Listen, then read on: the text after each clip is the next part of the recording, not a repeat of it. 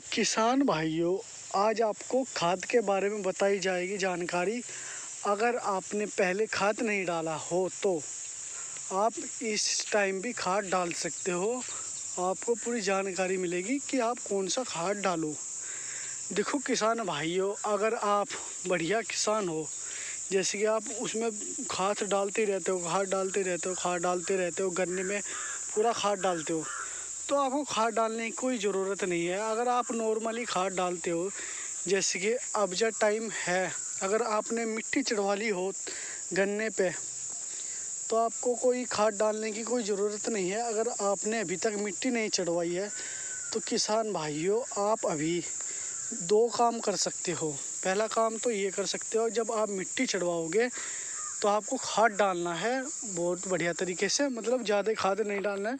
जैसे कि 1 एकड़ में सिंगल सुपर फास्फेट और सागरी का, हो सके तो तुम्हारे पे एक रिजेंट वगैरह डाल लगा लेना, वो आपकी मर्ज़ी है, लगा लोगे तो अच्छा ही रहेगा। आप एक तो रिजेंट और सिंगल सुपर फास्फेट एसएसपी का दो बैग लेने हैं। और जब आप मिट्टी चढ़वाओगे गन्ने पे, जैसे कि हमारा 75 गन्ना है, ये गेहूँ लगाए थे हमने। इसमें गेहूँ काटने के बाद ये है, देखो किसान भाई, अभी तक छोटा छोटा ही, कितना छोटा छोटा गन्ना है। 0118 वैरायटी का गन्ना है ये। अभी छोटा छोटा ही गन्ना है ये किसान भाइयों। अगर आपने खाद नहीं लगाया है तो आप इस खाद को, या तो आप इससे 10-15 दिन, आप जुलाई तक इसमें खाद डाल सकते हो।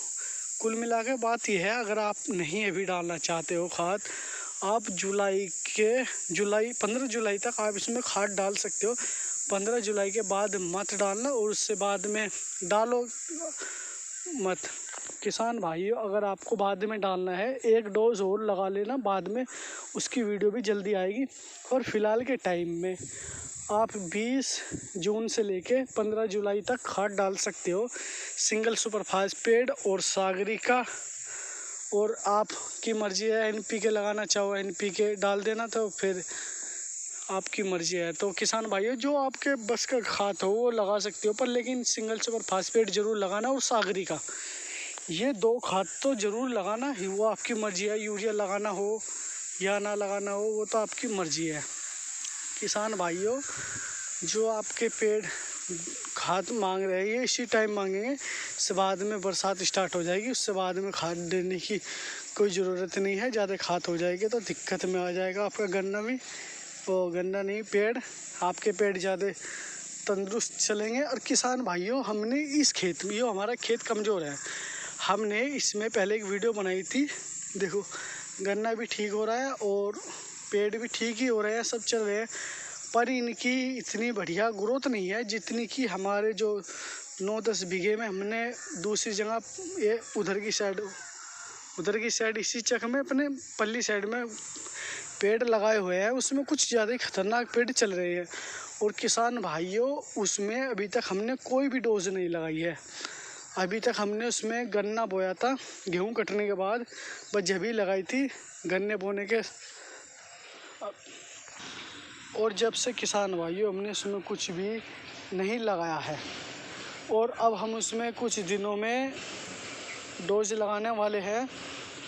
उसमें 2 डोज लगाएंगे, अभी 10-5 दिन में एक बार लगाएंगे, और लास्ट की जब मिट्टी छिड़वाएंगे, जब उसमें डोज लगाएंगे जुलाई से पहले ही, मतलब 15 जुलाई से पहले या 15 जुलाई तक हम उसमें लगा देंगे, बढ़िया तरीके से बरसात आने से पहले। किसान भाइयों, हम उसमें अभी खुराक दे देंगे वे, और बहुत बढ़िया पेड़ भी चलेंगे हमारे। इसमें भी हमने घास की दवाई करी है, गिलाडो करी है। गिलाडो भाई बहुत ख़तरनाक दवाई है, उसको पेड़ के पास बिल्कुल भी मत डालना, वरना बर्बाद कर देगी पेड़ को।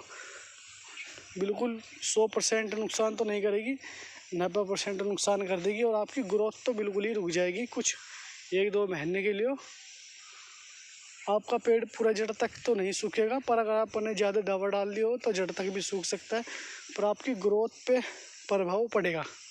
किसान भाइयों, जल्दी हम अपने दूसरे खेत की भी वीडियो लाएंगे, जो उधर है, बहुत बेहतरीन पेड़ है उधर के भी, आप यकीन नहीं मानोगे। देखो किसान भाइयों, ये तो भी इतने मतलब कि इतने, देखो मुट्ठी में आ रहे हैं, वे लगभग इतने हो रहे हैं किसान भाइयों। जल्दी वीडियो आएगी उसकी। उसमें हमने टोपरामेजोन यानी कि गिलाडो की हमने उसमें स्प्रे करी है खरपतवार की, और उसमें की है। अब जब हमारा गन्ना ये सिंगल खड़ा है, देखो किसान भाइयों, इसने अभी तक फुटाव नहीं किया है। हमने इसमें दवाई भी डाली थी, फिर भी इसने फुटाव नहीं किया है। अब हम इसमें एक NPK मिलाएंगे और एक इथरल मिलाएंगे। उसमें आज की बारिश बता रखी है, मौसम को देखते हुए आज स्प्रे करने आया हूँ मैं। ना बारिश हुई तो स्प्रे ज़रूर कर दूँगा। और जो उधर के 3 कह रहे हैं, उधर तो भाई किसान भाइयों फुटाव नहीं है, और इधर से बाद में थोड़ा फुटाव है। इधर गन्ने अच्छे दिखाई देते हैं, इधर तो फुटाव है वैसे, पर उधर किसान भाइयों इतना फुटाव नहीं है। और उधर के 2-3 साइड के कह रहे, उधर भी इतना गन्ने में फुटाव नहीं है। और ये 0135 वैरायटी है, 35 वैरायटी में भी इतना कोई ख़ास फुटाव नहीं दिखाई दे रहा है मुझे। वैसे गन्ना तो सही खड़ा है, मेरे ख्याल से फुटाव स्टार्ट हो गया है इसमें। पर इतना जैसे कि 35 में सबसे ज़्यादा फुटाव होता है, बहुत ही ज़्यादा फुटाव होता है, पर इसमें भी सिंगल गन्ना से ही है, कम फुटाव है। ऐसा ही 0118 में भी फुटाव है, कम सही है। चलो कोई नहीं किसान भाइयों, एक इथरल ऐसी दवा है जो फुटाव क्या फोड़ ही देती है गन्ने को। वैसे तो इसमें कोई कहीं तो किसान भाइयों देखो, कहीं तो इसमें बहुत ज़्यादा कल्ले बनने हैं। देखो मैं आपको गिन के दिखाता हूँ, 1 2 3 4 5 6 7, इतने कल्ले भी ठीक होते हैं, 7 8 पर, लेकिन कहीं को है किसान भाइयों, बहुत ही कम फुटाव है।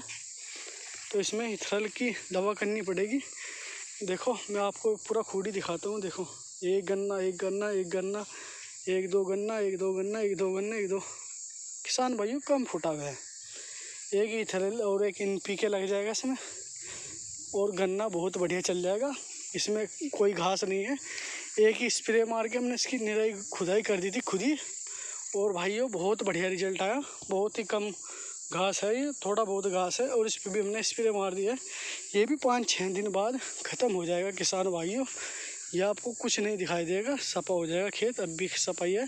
और इसमें लगभग आज से 10-15 दिन बाद, 15 दिन बाद इथरल की दवा मारने के बाद 10 जुलाई तक हम इसमें मिट्टी चढ़वा देंगे, और लास्ट डोज भी लगा देंगे। आपको दिखाएंगे क्या क्या हम उसमें डाल रहे हैं किसान भाइयों।